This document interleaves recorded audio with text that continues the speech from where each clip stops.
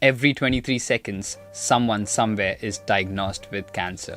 By the time I finish this pre-introduction, over 30 people will have heard the words, "You have cancer." But here's the shocking part. 42% of cancer cases are preventable. So what can we do about it? How can we protect ourselves? Yes guys, welcome back to the Shoshin Mindset channel where knowledge is power. I'm Manuel Francis and today we are going to dive deep into cancer. Why did I choose to talk about this today?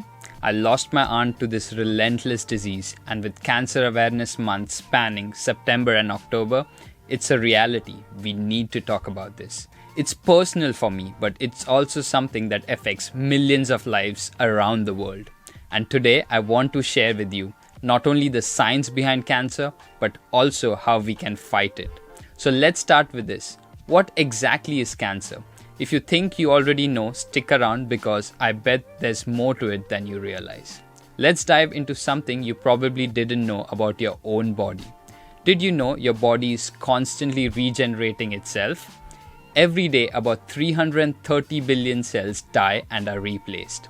You're not even the same person you were yesterday, biologically speaking.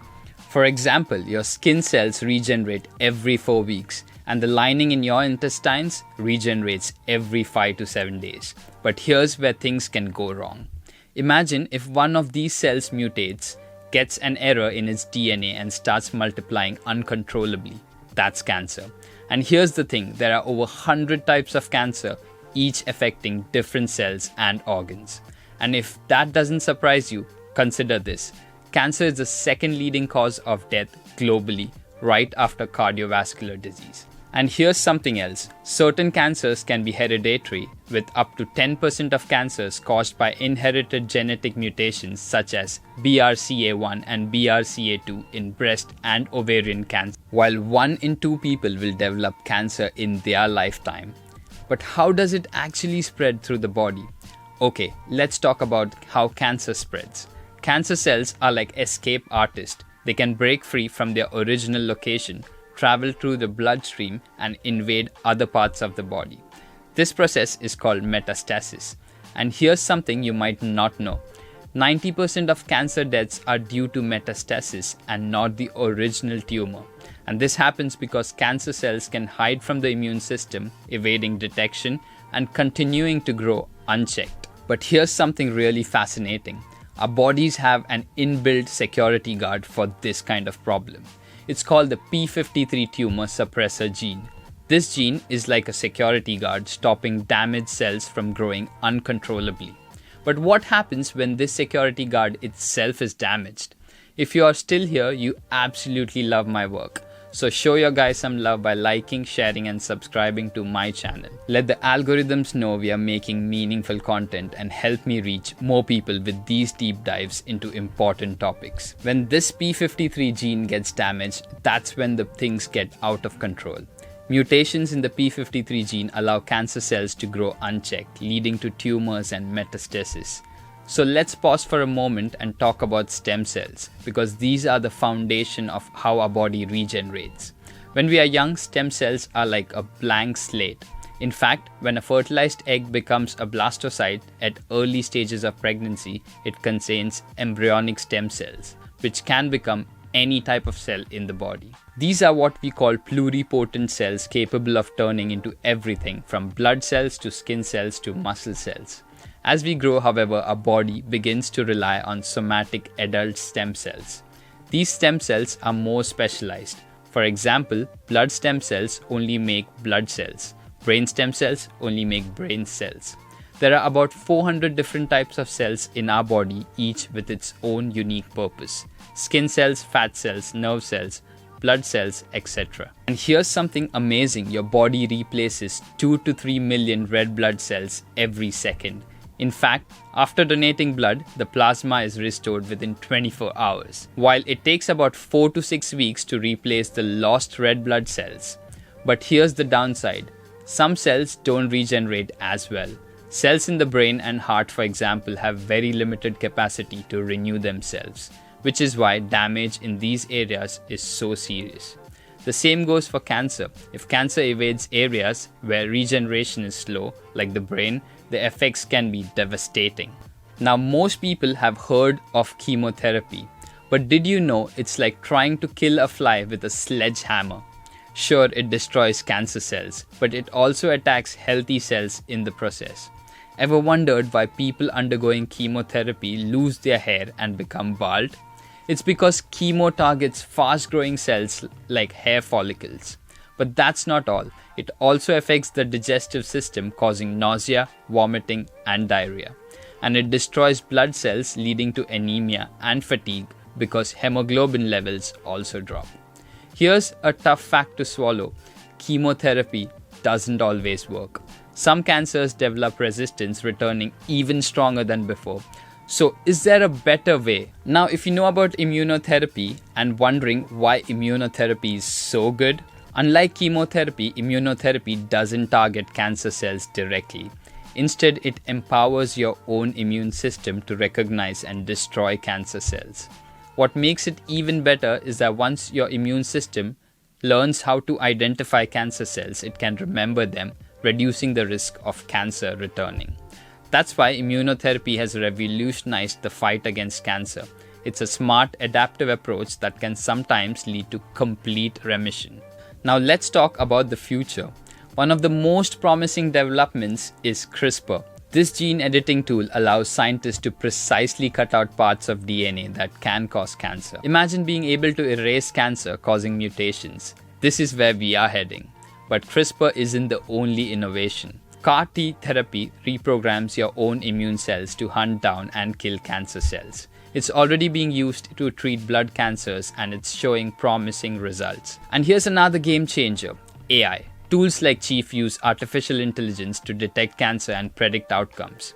AI can even help design new treatment. Google DeepMind, for example, is using AI's Alpha Proteo to create proteins that can stick to targets and disrupt communication between cancer cells. Inspired by the way dogs detect cancer through smell, Dr. Hossein developed a nanos device that mimics this ability.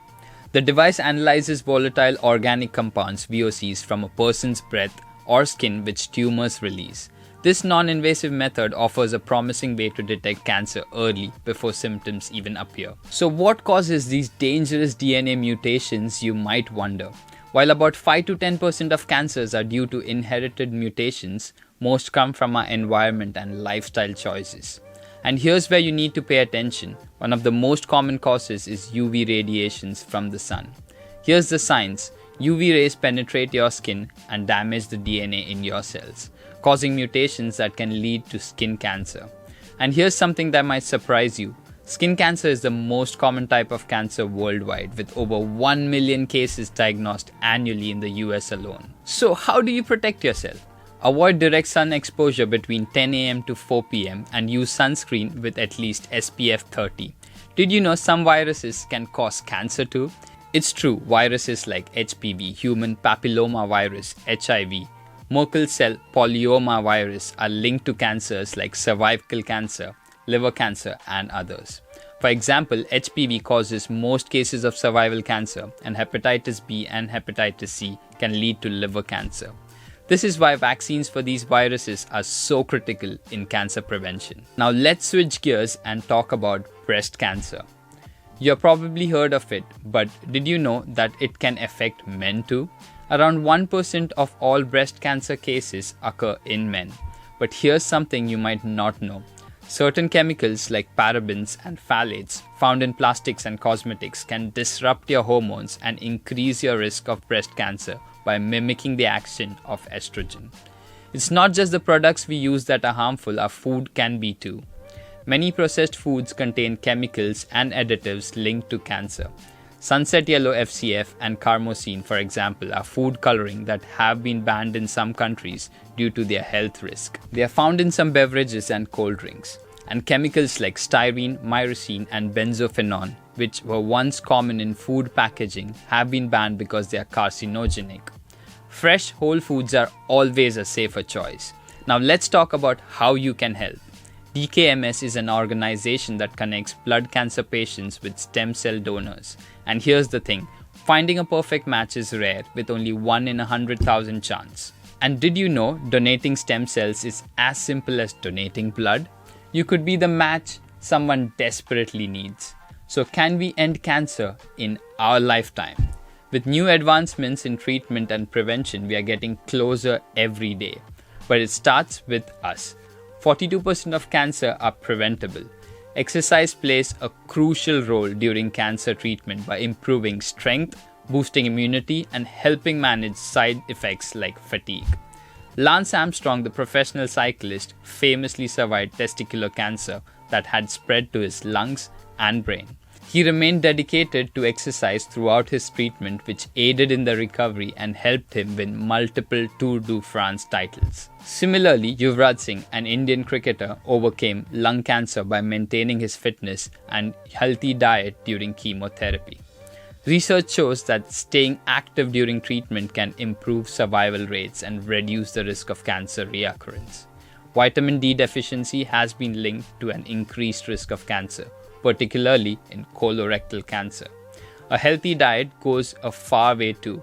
Sugar does not directly feed cancer, but high sugar consumption can lead to obesity, which is a risk factor for cancer. Obesity is linked to at least 13 types of cancer, including breast, colorectal, and kidney cancers. One food that has gained attention for its potential cancer-fighting properties is broccoli, rich in sulforaphane, a compound found in cruciferous vegetables. Sulforaphane works by enhancing the body's detoxification enzymes and protecting cells from DNA damage. So what steps will you take today to lower your risk? Let me know in the comments below what surprised you most about cancer. I'd love to hear your thoughts. Remember, knowledge is power and curiosity leads to awareness. Together we can spread the word and fight this deadly disease. So share it with your loved ones and empower them. Until next time, keep the Shoshin spirit alive. Adios.